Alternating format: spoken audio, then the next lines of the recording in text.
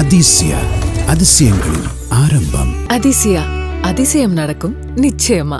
புதுச்சேரி காவல் கண்காணிப்பாளரிடம் 1 கோடி ரூபாய் கேட்டு மிரட்டல் விடுத்த தமிழக வாழ்வுரிமை கட்சி நிர்வாகியை கைது செய்த போலீசார் உடந்தையாக இருந்த அந்த கட்சியின் மாநில பொறுப்பாளர் ஸ்ரீதரை தேடி வருகின்றனர். காவல் நிலையம் சென்ற நிர்வாகி பாபு காவல் கண்காணிப்பாளர் மீது குற்றச்சாட்டு உள்ளதாகவும் பணம் கொடுத்தால் முடித்து தருவதாகவும் தெரிவித்துள்ளார்.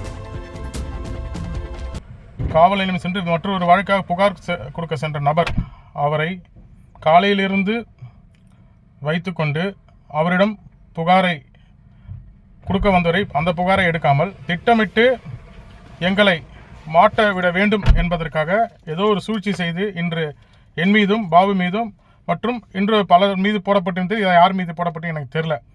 ஆனால் காவல்துறையில் நடக்கிற அநீதி எதிர்த்து போராடினா இன்னைக்கு காவல்துறை நீங்கள் என்ன பண்ணுறீங்க பாருங்கள். ஆனால் இது எல்லாமே நீதிமன்றத்துக்கு நீங்கள் பதில் சொல்லணும்.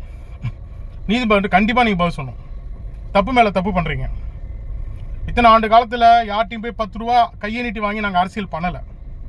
ஆனால் நீங்கள் இன்றைக்கி ஏதோ ஒரு வழக்கை ஜோடித்து நீங்கள் தேவையில்லாத வேலை பண்ணுறீங்க. ஆனால் காவல்துறைக்கு நாங்கள் மீண்டும் சொல்கிறோம், நீங்கள் மேலும் மேலும் தவறு செய்கிறீர்கள். அதிசயா அதிசயங்களின் ஆரம்பம். அதிசயா அதிசயம் நடக்கும் நிச்சயமா.